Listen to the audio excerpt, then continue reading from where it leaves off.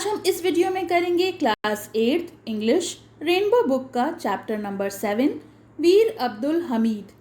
This is the story of a brave soldier named Abdul Hamid. तो ये कहानी एक बहादुर सैनिक की है जिनका नाम अब्दुल हमीद था।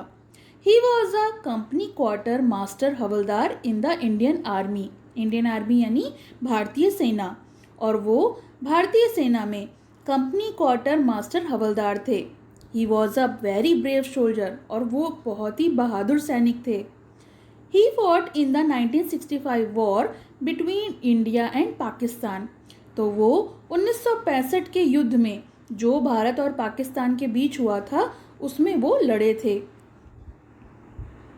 Abdul Hamid was born in Dhamupur village of Ghazipur district in Uttar Pradesh on 1st July 1933 in a Muslim family to Sakina Begum and Muhammad Usman।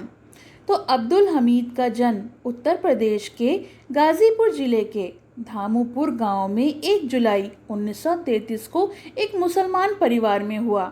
इनकी माता का नाम सकीना बेगम था और पिता का नाम Mohammad Usman. Would you like to know how he became the hero of 1965 war between India and Pakistan? तो क्या आप जानना चाहोगे कि वह किस प्रकार से 1965 की भारत और पाकिस्तान की लड़ाई में वीर बने?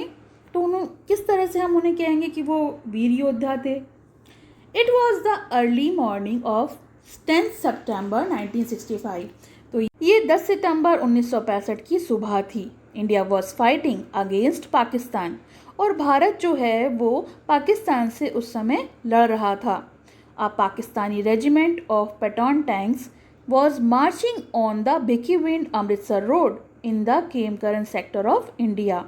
तो जो पैटर्न टैंक्स की पाकिस्तानी फौजी टुकड़ी थी वो भारत के खेमकरन सेक्टर की भिकीविंड अमृतसर सड़क पर आगे की तरफ बढ़ रही थी।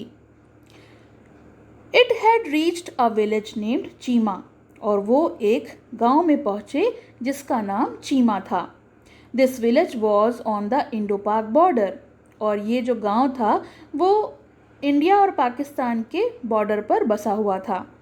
इन this sector the battle had been going on since September 6, और इस सेक्टर में 6 सितंबर से युद्ध चल रहा था।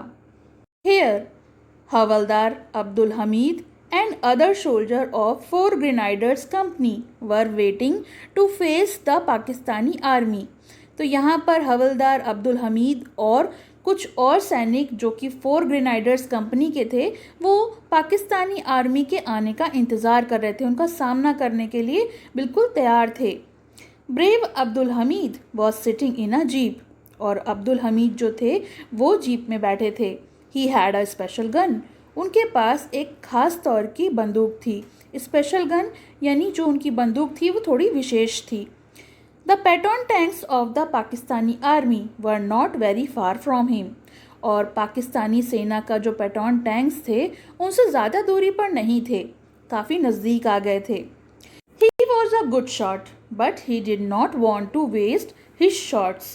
तो वो एक अच्छे निशानेबाज थे, परंतु वो अपने निशाने को व्यर्थ नहीं करना चाहते थे।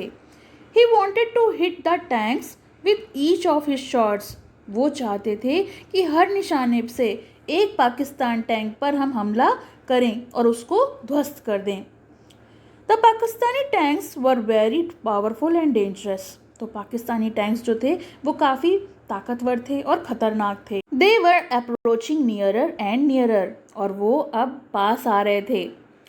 दे वर फायरिंग कॉन्टिन्यूअली, कॉन्टिन्यूअली का मतलब होता है निरंतर, लगातार, और अब वो निरंतर आग उगल रहे थे, यानी ये बहुत ख़तरनाक था। Brave Abdul Hamid marched forward.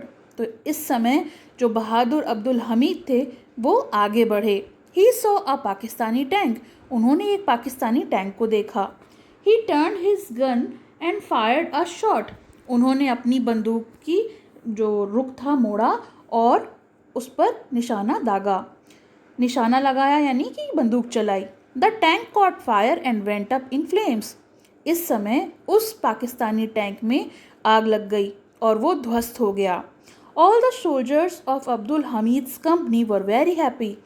तो अब्दुल हमीद्स कंपनी यानी जो उनके साथी थे वो बहुत खुश हुए, सारे सैनिक बहुत खुश हुए.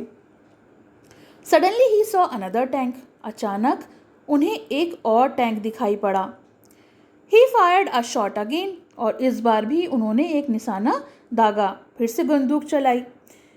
It also burst into flames. और इस बार भी क्या हुआ, इस बार भी वो टैंक ध्वस्त हो गया. तो इस तरीके से अब्दुल हमीद ने गोलियां चलाई और उनके टैंक्स को नष्ट किया. 4 more टैंक्स वर सीन. अब उसके बाद 4 और टैंक्स देखे गए. The Pakistanis wanted to attack Abdul Hamid's company and kill him. Pakistanis चाहते थे कि अब्दुल हमीद की कंपनी जितने भी साथी हैं उन पर हमला किया जाए, अटैक यानी हमला, और उन्हें मार दिया जाए. He was their biggest enemy. क्योंकि वो जो थे वो उनके सबसे बड़े दुश्मन थे.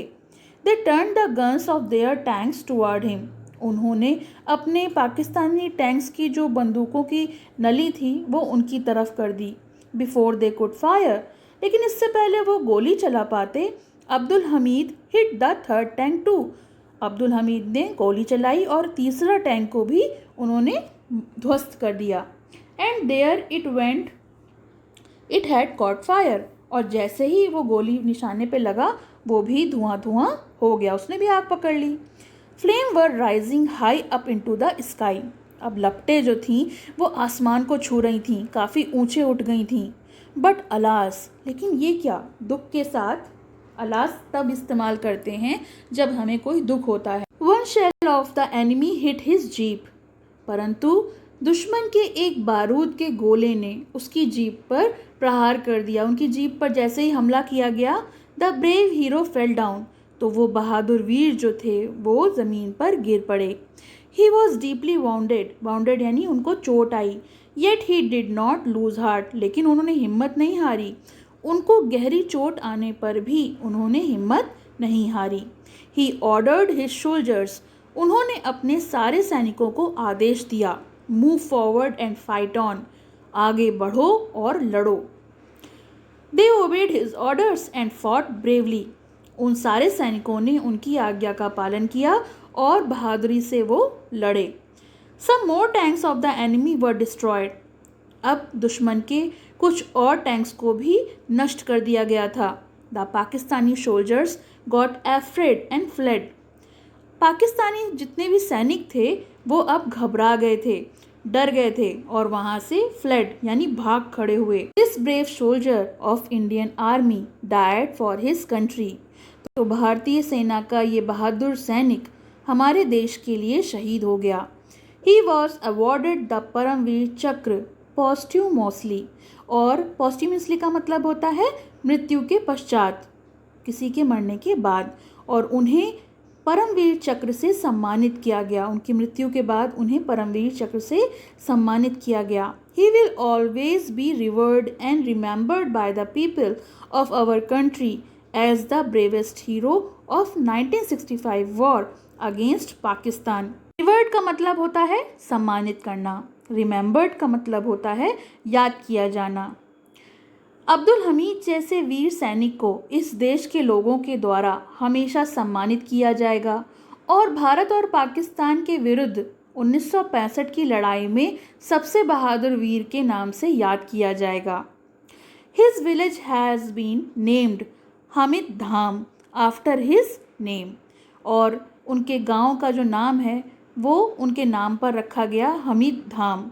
क्यों? क्योंकि उन्हें याद किया जाता है आज भी लोगों के द्वारा. तो ये तो पाठ का अर्थ हो गया. चलिए इसके वर्ड मीनिंग्स देख लेते हैं. रेजिमेंट. रेजिमेंट होता है कर्नल के नेतृत्व में एक सैन्य टुकड़ी. ग्रेनेडियर्स होते हैं जो लोग हथगोला फेंकने वाले, जो सिपाही होते हैं जो ग्रेनाइड्स फेंकते हैं, उन्हें हम ग्रेनेडियर बोलते हैं. कंपनी यानी सैनिकों का दल. हवलदार होता है थल सेना का एक पद. कॉन्टिन्यूअली यानी लगातार. वाउंडेड होता है घायल या फिर जख्मी. पॉस्ट्यूमसली का मतलब होता है मृत्यु के पश्चात, मृत्यु के बाद. तो ये हो गया वर्ड मीनिंग. अब हम इसके क्वेश्चन आंसर नेक्स्ट वीडियो में देखेंगे. आपको कैसे लगे ये कमेंट सेक्शन में ज़रूर बताइएगा. Thank you. पसंद आया हो तो लाइक करें, शेयर करें और चैनल को सब्सक्राइब करें।